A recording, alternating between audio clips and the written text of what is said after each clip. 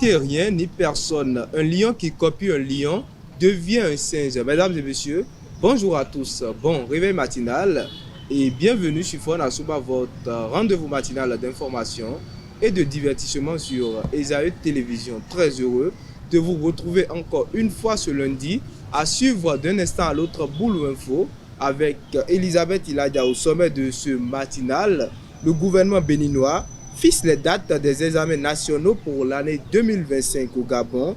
La campagne présidentielle du 12 avril est lancée avec les premiers rassemblements des candidats à Madagascar. La mémoire de l'insurrection du 29 mars 1947 reste vive 78 ans, autant pour moi. Après les événements dans la Minute Sport de ce matin, les 24e journées de la Celtics League Pro ont démarré ce week-end.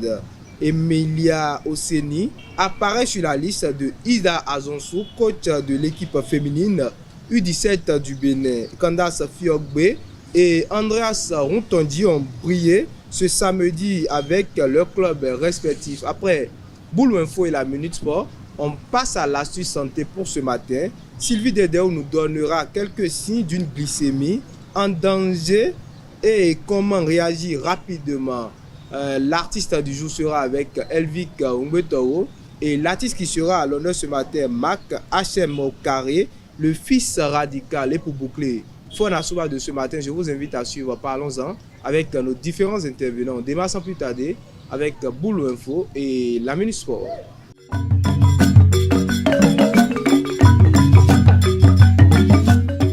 Boulou Info, c'est avec vous, Elisabeth Iladia. Bonjour. Bonjour, Midi. Bonjour à toutes et à tous et bienvenue dans Boulou Info.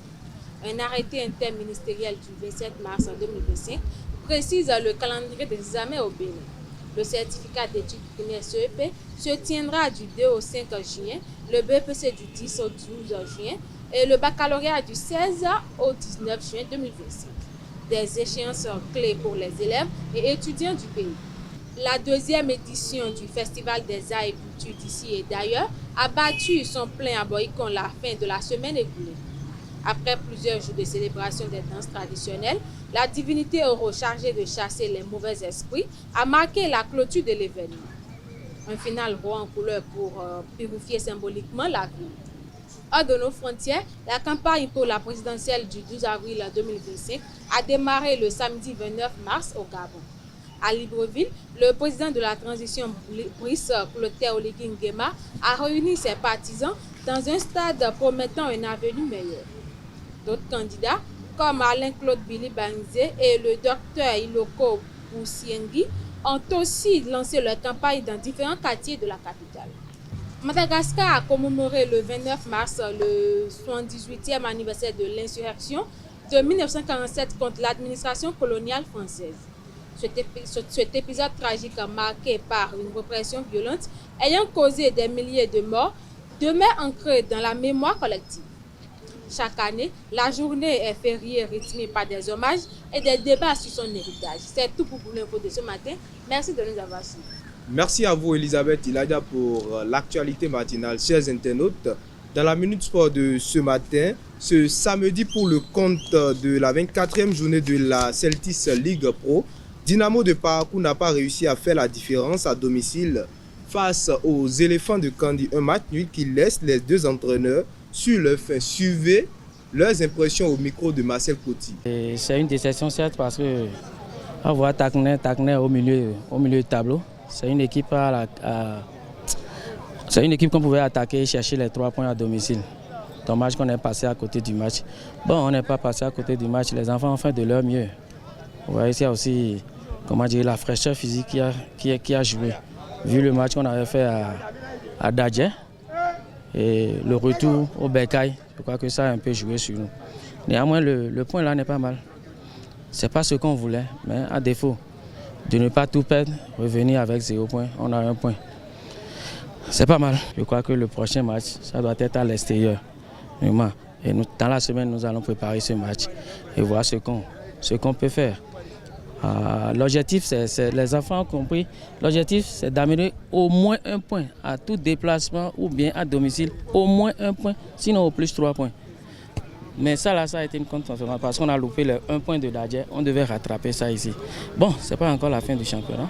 N'oublions pas qu'on est en train de jouer les hauts de tableau. On a joué Lotto, Dynamo d'Abomey, Dadje. Ça, c'est les 6 premières places. Et Takna qui est au milieu du tableau. D'accord, on verra. On va continuer par travailler, c'est l'important. Oui, je voudrais que c'est un point mitigé parce que nous sommes venus pour gagner ce match et se relancer définitivement. Mais malheureusement, nous sommes tombés sur un adversaire aussi coriace qui a aussi dans le besoin et des points. Donc quand c'est comme ça, quand on prend un point, on dit alhamdoulilah, c'est mieux que de prendre 0 point. Ce qui n'a pas marché aujourd'hui, c'est les circuits offensifs. Mes joueurs sont un peu pressés devant dans l'animation offensive. Ils n'ont pas su prendre les bons circuits qu'on a travaillé à l'entraînement. Sinon, dans l'engagement, dans l'envie, la détermination, on a été présent. Ils marquent l'avant-dernière passe qu'on va essayer de revoir avant le prochain match. Toujours maintenu, c'est être dans le premier parce que rien n'a encore joué. Ce championnat va se jouer jusqu'à la dernière journée. Et on y croit fermement. Du côté de Banikwara, les hommes de Ndali ont arraché un match nul ce samedi face à Bani Ganse lors de la 24e journée de la Celtics League Pro. Un match qui permet à ces deux équipes de se partager les points. Au micro de Abel Odio, suivez l'avis des deux coachs. On peut dire que le résultat est atteint à moitié. Parce que défensivement, on a tenu, c'était le plus important, le plus dur. Il ne fallait pas encaisser. Et je crois que les joueurs, ils ont tenu promesse, on n'a pas encaissé. Mais l'essentiel, c'était le but qui nous manquait. Et je crois que sur les 3 dernières journées, c'est l'un de nos manquements. Nous allons retourner, continuer à travailler, surtout offensivement. Je crois que cela aussi est dû au fait qu'aujourd'hui, toutes les équipes défensivement ne veulent rien lâcher. Je crois qu'il faut, ça donne beaucoup de réflexion, changer de méthode, de stratégie afin de pouvoir décanter la situation, surtout dans le tiers offensif. Impression mitigée dans ce sens où j'en voulais plus. Vous voyez, j'en voulais plus. Mais après, quand on part dans le classement, on voit quand même Damissa bien loti depuis la phase aller et jusqu'à la phase au retour. Et donc, même si nous jouons à domicile, encore que pour moi, il n'y a pas de domicile, il y a 11 joueurs partout, et que nous parvenons à prendre 1 point, alors qu'au match aller, on a été lessivés, ça fait quand même une note de satisfaction. Mais quand on voit le contenu du jeu, on sent quand même que ça s'est équilibré. Que Damissa a été une équipe très joueuse et qu'en face il y a une équipe aussi qui joue bien, qui sort proprement ses ballons. Donc les styles s'apparentant un peu, on a vu assez de beaux jeux de part et d'autre. Et moi je suis séduit par le contenu du match des deux équipes. Et c'est rare de voir des matchs de cette facture dans notre championnat. Et quand ça arrive une fois, il faut pouvoir le relever et dire il y en a quand même, ça travaille sa voix, tu sens, tu lis ce qu'ils font et ça te permet d'opposer des choses. Et quand tu opposes, tu vois l'entraîneur adverse qui réfléchit, qui t'amène une contre-opposition et ce jusqu'à la fin. Et les joueurs comme ça ne peuvent que progresser. Quand on a des matchs de cette facture et qu'il faut utiliser les méninges constamment pour pouvoir avancer, c'est bénéfique pour le championnat. Et moi, j'en suis très ravi de voir une équipe qui vient chez nous sans complexe, qui joue face à nous autres qui avons l'habitude, pour tous ceux qui nous connaissaient, ces produits de jeu. Mais c'est vrai qu'aujourd'hui, on a assez de joueurs à l'infirmerie, ça ne nous permet pas d'avoir la latitude de pouvoir faire. Mais néanmoins, avec ceux qui sont là, on a pu quand même faire quelque chose de vraiment acceptable. Et donc je dis bravo aux deux équipes. La belle série de Boa FC a pris fin ce samedi en déplacement à Ouessé. L'équipe de Sinende, dirigée par Kader Kounoudi, a subi une défaite 3-1 face à Real Sport de Savè. La nouvelle recrue du club Cheikhou Tidjani a encore brillé avec un doublé portant ainsi son total à 7 buts dans cette phase retour. Cette belle victoire permet à Real Sport de Savè de se dépasser un peu de la zone de relégation. Cavalier paie à domicile contre Dynamo d'Abomey. C'était une occasion en or pour les hommes de Niki de réduire l'écart avec Dadje FC, mais cette équipe de la cité Impérial a échoué. Une défaite qui permet à Dadje FC, malgré son échec face à Audio FC de consolider son avance au classement à l'issue de cette 24e journée. À la quête de sa première qualification à une Coupe du Monde, Ida Azonsou, coach de la sélection nationale féminine U17 du Bénin, a rendu publique sa liste de 27 joueuses présélectionnées. Parmi ces Amazones U17 figure Emilia Zariat Oseni, une bénino-nigériane évoluant cette saison sous les couleurs de l'étoile sportive ornaïtienne football en R1F. Rappelons que cette saison, l'attaquante a marqué 10 buts et délivré 3 passes décisives avec son club. Et pour boucler avec la Minute Sport de ce matin, de retour dans leur club respectif après avoir honoré la sélection nationale, Candace Bayobo Fiogbe et Andreas Runtondi ont brillé ce week-end.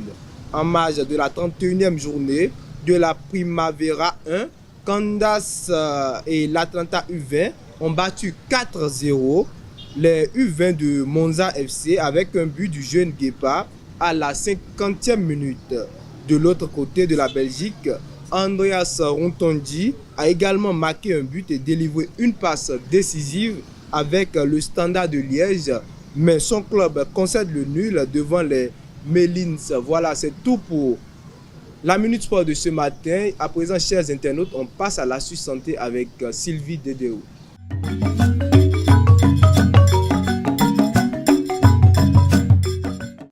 L'astuce santé, c'est avec vous, Sylvie Dédéo. Bonjour. Moudine Lawani, bonjour. Amis internautes de Zaï Télévision, bonjour. L'hyperglycémie ou l'excès de sucre dans le sang peut survenir sans signe apparent au début. Pourtant, certains symptômes comme une soif intense, une fatigue inhabituelle ou des urines abondantes doivent alerter. Ignorer une glycémie trop élevée peut entraîner des complications graves. Il est donc essentiel d'apprendre à reconnaître ces signaux et d'adopter les bons réflexes pour éviter tout risque pour la santé. Si l'hyperglycémie persiste, d'autres symptômes peuvent apparaître comme une vision floue, une faim excessive, une perte de poids inexpliquée ou des plaies qui cicatrisent mal. Comment réagir en cas d'hyperglycémie? Dès que votre glycémie dépasse la zone convenue avec votre médecin, il est essentiel d'agir rapidement. Boire une boisson non sucrée pour éviter la déshydratation. Contrôler sa glycémie dans les 2 heures suivant la prise de boisson. Identifier la cause possible. Oubli de traitement, stress, alimentation trop sucrée, manque d'activité physique. Maintenir un équilibre alimentaire et poursuivre son traitement normalement. En cas de symptômes importants ou persistants, une consultation médicale est indispensable pour éviter des complications graves. C'est tout pour l'astuce santé de ce matin. Merci à vous, Sylvie Dédéo, pour l'astuce santé, chers internautes. L'artiste du jour, c'est avec Elvic Ngwetao.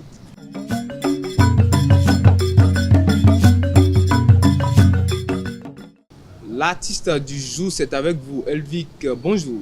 Bonjour Moudine Lawani. Amis internautes des Télé, bonjour. Marc Ezako est un artiste, chanteur, compositeur et comédien. Né le 29 décembre 1997 à Abomey, il se définit plutôt comme un homme d'art. Il fait ses études dans la commune de Glasgow. Avec le bac en poche en 2016, il poursuit ses études universitaires à la faculté des lettres modernes à l'université de Parakou. Un parcours assez typique. Il commence ses premiers pas dans la musique en tant qu'instrumentiste dans son église. C'est en 2014 qu'il mettra pied en studio pour la toute première fois. Bien évidemment, la perte de ses parents a été l'élément déclencheur de sa vie d'artiste. Sous son pseudonyme Marc H.M. Okari, le fils radical, le jeune artiste est auteur de plus d'une dizaine de sons qui abordent des faits de société, de Dieu et même d'amour. À travers son rythme afro-décalé et afro-trap, il fait vibrer plus d'un dans la sous-région. Il proclame d'ailleurs qu'il n'y a que la joie à travers la musique. C'est tout pour la discussion. Merci Elvic Ngwetao pour l'artiste du jour de ce matin. Chers internautes, à présent, place au Parlons-en avec Elvic Ngwetao et Sylvie Dédéo.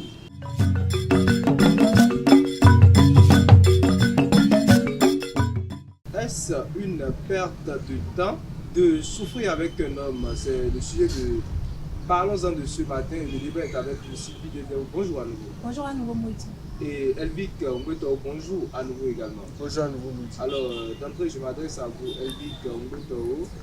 Souffrir avec un homme, est-ce important? Oui, c'est même la base d'une relation. C'est même la base d'une relation, le sacrifice. Alors, Sylvie Dedeo, important de souffrir avec un homme. Je crois que ça dépend de l'homme en question. Ça dépend d'avec quel homme il faut souffrir et aussi du caractère que l'homme, en tout cas qu'on voit chez l'homme en question. Quels sont les caractères qui peuvent amener une femme à souffrir avec un homme? Je prends le cas d'un homme, par exemple, bon, excusez le thème, qui n'est pas stable financièrement, bien qui n'a pas les moyens nécessaires. Mais avec le peu qu'il a, il sait que bon, il faudrait que je me débrouille avec, bien, il faudrait que je prenne soin de ma copine. Si tu vois un homme comme ça qui n'a presque rien, mais qui sait qu'avec le peu qu'il a, il peut prendre soin de toi, alors que je crois que cet homme-là vaut la peine qu'on souffre avec lui. Quels sont les critères qui peuvent pousser une femme à ne pas rester ou bien à ne pas vouloir souffrir avec un homme? En tout cas, on ne souffre pas avec un homme avare, parce que même si là, il ne te donnera rien. Donc je ne vois pas pourquoi, moi par exemple, je devais souffrir avec un homme avare. Excusez-moi, Elvic, ce n'est pas que je vous pose seulement la question. Quels sont les critères qui, selon vous, jugent ou peuvent juger ou peuvent déterminer qu'un homme est avare? Mais un homme avare, c'est un homme qui, par exemple, il a, mais il ne donne pas du tout. Comment Alors vous savez qu'il a, il ne veut pas donner? Attends, je crois que bon, quand on parle d'une vraie relation, c'est d'abord basé sur la confiance. Et je crois que les problèmes que nous, en tout cas les problèmes que chacun de nous a dans la relation, il doit le partager avec l'autre. Donc, si dans des situations comme ça, je vois qu'il a, quand l'homme a l'argent, on le sait. Quand l'homme a l'argent, Oui. on le sait. Et il ne veut pas faire sortir la main. Vous dites ce matin que quand bon, vous défendez qu'un homme, une femme doit souffrir forcément avec un homme. C'est la base de la relation. Vous n'avez pas encore donné les raisons pourquoi. Vous voyez, on dit souvent que après l'effort, c'est le confort. Maintenant, toi, dans une relation, tu es avec quelqu'un et tu ne veux pas souffrir avec la personne, tu veux juste profiter des fruits de la personne. Comment tu penses que cette relation peut marcher? Je pense que c'est un faux problème de dire que l'homme est avare, l'homme ne veut pas donner, donc on ne va pas souffrir avec lui, ça ne vaut pas la peine de rester avec lui. Comment toi, une femme dans une relation, toi tu ne veux pas donner et tu t'attends toujours à ce qu'on te donne? C'est toi, tu veux toujours qu'on apporte. Toi, tu n'apportes rien dans la vie de la personne, mais c'est toi qui le traites d'avare. Il ne va pas se lever du jour au lendemain et être avare, non. Au début, il va faire. Et parce que toi, tu ne fournis pas d'efforts, lui aussi va se retirer après. Et de là, on va dire qu'il est avare. Je vais rester également quelques minutes avec vous. Est-ce qu'il n'y a pas des hommes qui sont avares volontairement? Je ne pense pas que quelqu'un puisse être avare volontairement, je l'ai dit tout à l'heure. Je ne pense pas. Parce qu'au début d'une relation, comme Sylvie l'a dit, l'homme va faire toujours, il va forcément donner, il va toujours essayer de montrer à sa petite amie que je peux subvenir à tes besoins, je peux faire ça. Mais à chaque fois, si c'est lui, fait toujours. Et toi, la femme, tu n'apportes rien. Toi, tu es là juste pour faire sortir de l'argent de sa poche, tu es toujours là pour faire dépenser le gars. Mais il va devenir avare. Il peut imaginer, on commence une relation ici, avare directement. Ça n'existe pas, ce genre d'homme. L'homme va toujours faire quelque chose pour séduire sa petite amie. Elvic a dit personne ne peut être avare mais charmant. Déjà, Elvic a dit que bon, quand dans la relation, et l'homme donne et la femme ne donne pas en retour. Déjà, je vais souligner un truc. Dans une relation, quand l'homme est avare, on le sait. C'est pas parce que... Quand la femme est avare, on le sait. Quand la femme est avare, je n'ai jamais dit que la femme ne doit pas apporter un plus dans la relation. J'ai bien dit, ça dépend des hommes avec lesquels il faut souffrir. Il ne faut pas souffrir avec n'importe quel homme. Il y a des hommes, par exemple, ils ne méritent même pas qu'on souffre avec eux. Et même vous, en tant que garçon, quand on vous raconte leur caractère, vous allez vous dire... Vous, en tant qu'homme. Oui. En tant qu'homme, c'est pas en tant que garçon. J'ai dit en tant qu'homme, comment j'ai pas compris. C'est une correction. Vous, en tant que garçon, c'est un peu compliqué. Vous, en tant qu'homme. Ok, d'accord. Vous, en tant qu'homme, par exemple, si on vous raconte le caractère des hommes comme vous, par exemple, vous allez vous dire, mais qu'est-ce que la fille la fout encore dans la relation? Carrément. Parce qu'il y a des hommes qui ne méritent même pas d'être aimés par une femme. Je le dis. Et je pèse bien mes mots. Parce que je ne donne pas l'argent. Non, ça n'a rien à voir. Elvic a dit tout à l'heure que bon, il y a des femmes par exemple qui n'apportent rien. Mais il y a des filles qui sont avec des hommes et qui prennent soin des hommes en retour. Mais malgré ça, les hommes là ne sont d'abord pas infidèles. Ils ne respectent pas la femme et le battent tout le temps. Vous ne savez pas qu'il y a des situations comme ça qui existent. Il n'y a pas que les femmes qui ne font pas sortir l'argent. D'abord, dans la société même, et c'est Elvie qui parle souvent de culture. Dans notre culture, par exemple, c'est l'homme le chef de la famille et qui doit prendre soin de la femme. Mais toi, par exemple, tu ne veux rien faire, tu t'assois là, tu t'attends que ce soit la femme qui aille de rechercher et te ramener. Et en plus, la femme fait l'effort de ramener, mais malgré ça, toi-même, homme, tu ne veux faire aucun effort. Carrément. Merci d'avoir parlé de culture. Donc, la culture dit que, en tant qu'homme au foyer, en tant qu'homme dans le foyer, c'est moi, je dois toujours apporter. Ma femme doit rien faire, ma femme. Je n'ai jamais dit toujours apporter. J'ai dit l'homme est le chef de la famille. J'ai bien dit l'homme est le chef de la famille. Je parle d'après ce que vous avez dit. Elle a dit que dans le foyer, c'est l'homme, le chef de famille, c'est l'homme qui doit apporter. Donc, la culture dit que, la tradition dit que la femme ne va rien faire, la femme va se coucher, c'est toujours l'homme qui doit apporter. Toi, tu es femme, donc toi, tu t'attends à ce que l'homme se construise. L'homme est tout. L'homme soit bien financièrement et toi, tu vas venir t'installer avec lui simplement. Je crois que ce matin, Elvie fait semblant de ne pas être correctement intelligent comme il faut. Parce que j'ai bien dit, il y a des femmes qui font l'effort, mais il y a des hommes qui ne reconnaissent même pas l'effort de la femme. Je connais des dames, par exemple, aujourd'hui, ce sont elles-mêmes qui prennent soin des enfants. On dirait même pas qu'elles ont un mari. Le mari en question a plusieurs femmes, mais ils ont ignoré la dame ou bien oublié carrément qu'ils ont une femme là. Et dans ce cas-là, vous voulez que la femme fasse comment? Mais carrément, il y a des hommes qui ne méritent même pas d'avoir une femme dans leur vie. Moi, je prends mon exemple. Si par exemple, on est sur un plateau aujourd'hui. Moi, j'ai été en relation avec un homme, par exemple, qui ne m'a pas en relation avec un homme, qui ne m'a jamais. En un an. Le français là. Peu importe.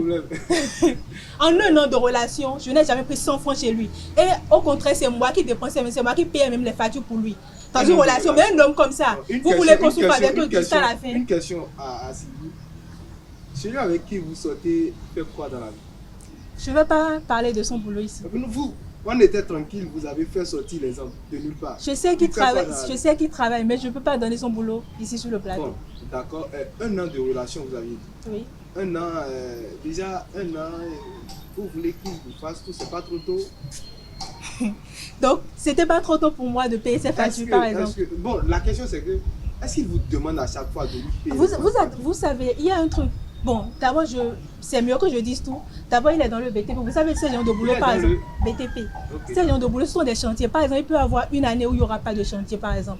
Toute une année. Donc, il y a tout ça. Mais moi, par exemple, je me dis que quand on est en relation avec une personne, par exemple, on ne voit pas qu'il n'y a pas que l'homme qui puisse faire sortir l'argent. C'est réciproque, quoi. Il le fait et toi-même, tu le fais. Mais je l'ai fait pendant 6 mois. Et au moment où il a eu un chantier, c'est en ce moment qu'il voit. La question... Attendez que je finisse de parler. Vous n'avez toujours pas encore répondu à ma question. Je suis d'accord, vous avez dépensé durant tout le séjour, bon, c'est pas un séjour. Pendant un bon moment, voilà, pendant un bon moment, durant l'aventure. Est-ce qu'il vous a demandé de le faire? Il a demandé.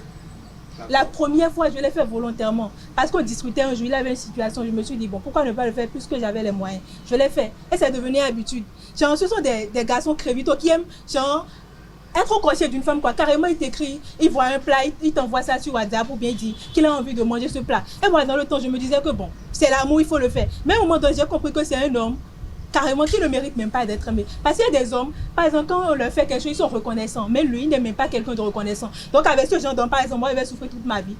Mais carrément, je ne peux pas le faire. Elvie, vous aviez dit quelque chose d'intéressant tout à l'heure.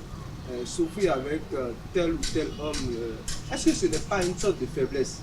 Quand on commence une relation en tant qu'homme, voilà, quand on commence presque une relation, de commencer à dépenser sur la femme. Et on commence déjà au début de la relation. Est-ce que ce n'est pas une faiblesse? Je dis, bon, je ne vais pas utiliser les thèmes romantiques, c'est que venez, on va manger quelque chose, viens, on va sortir, viens, voilà ton cadeau, viens, voilà si, tiens, je t'ai fait un dépôt, voilà, tout et tout. Est-ce que ce n'est pas une sorte de faiblesse pour un homme? Moi, je ne vais pas dire que c'est une faiblesse au début d'une relation, d'essayer de faire plaisir à sa dulcinée, d'essayer de faire plaisir à celle qu'on aime. Mais c'est qu'on sait tous que ça ne dure pas. On sait que ça ne dure pas, mais dans une relation,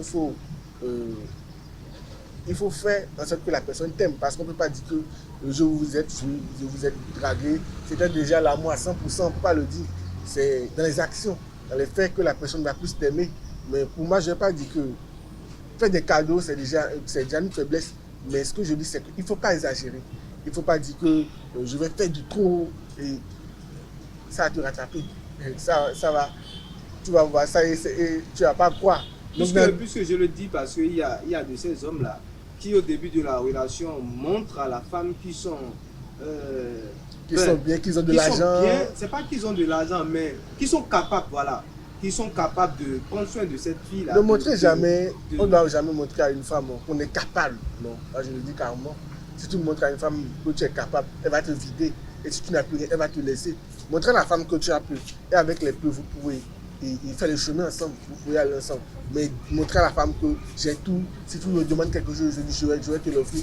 Moi, je ne peux pas m'engager dans une relation où la femme, si elle me dit tant, moi, je vais le fournir en même temps. Non. Moi, je me vois rester avec quelqu'un qui va, même dans les moments difficiles, va être à côté de moi et va me soutenir.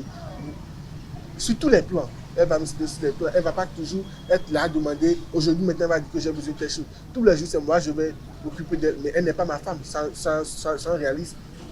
Ce n'est juste une copine. C'est une copine pour le moment. Donc, on va traverser des moments d'abord avant de savoir ce que l'avenir nous réserve. Comme l'a dit Elvic au début, c'est le sacrifice qui consolide la relation. Alors, on est presque à la fin. Sylvie, un mot pour finir. En tout cas, moi, je dirais que je ne suis pas contre le fait qu'une femme souffre avec un homme. Par exemple, moi, je ne dirais pas que je vais plus souffrir avec un homme, mais ça dépend de... En tout cas, quel genre d'homme, avec quel genre d'homme, par exemple, je peux souffrir. Et je ne vais pas souffrir avec un homme paresseux, par exemple. Parce que moi, par exemple, je me réveille chaque matin, je viens travailler. Si un homme, il ne veut pas faire des efforts, c'est lui qui dort à longueur de journée, alors je ne vois pas ce qu'on fera ensemble. Donc, il faut savoir avec quel homme souffrir. Et aussi, il faut primer le respect dans la relation, le respect mutuel. Un homme qui te bat, par exemple, bien un homme qui n'est pas fidèle, par exemple, alors... Ça n'a vraiment pas d'importance. Si déjà, dans la relation, il y a des choses qui doivent être faites. Si ce ne sont pas faites, alors ça gâche tout dans le mariage. Si je comprends bien, en gros, on peut souffrir avec un homme. Oui, mais ça dépend. Il s'agit de quel homme, avec qui... avec quel homme il faut souffrir. Avec quel homme il faut souffrir. Voilà, oui. C'est ce que vous défendez, Sylvie. Elvic, un mot pour finir également. Je pense que dans une relation, on doit souffrir. L'homme comme la femme, on doit souffrir pour voir ce que l'avenir nous réserve. Mais maintenant, comme des fois, même si tu as de l'argent, il faut dire à ta femme que tu n'as pas de l'argent, ou à ta petite amie que tu n'as pas de l'argent. Il faut dire ça pour la tester, pour voir sa réaction, pour voir comment elle va se comporter. Il ne faut pas toujours montrer que tu as de l'argent. Il ne faut pas toujours faire sortir de l'argent. Laisse ta petite amie faire sortir de l'argent aussi des fois. Je ne dis pas aux hommes d'être des matérialistes, non, mais laisse ta petite amie dépenser aussi des fois. Amène ta petite amie à faire quelque chose dans la relation pour construire un bon foyer à l'avenir, qui sait. Si je me base sur la conclusion de Elvic, il en ressort que pour vivre longtemps, pour mieux vivre, il faut vivre caché. Merci à vous Elvic. Merci Sylvie Dédéou, chers internautes. Voilà, nous sommes à la fin de Parlons-en et de Fon Asouba de ce matin. Merci d'être restés jusqu'au bout. Bon début de semaine à tous.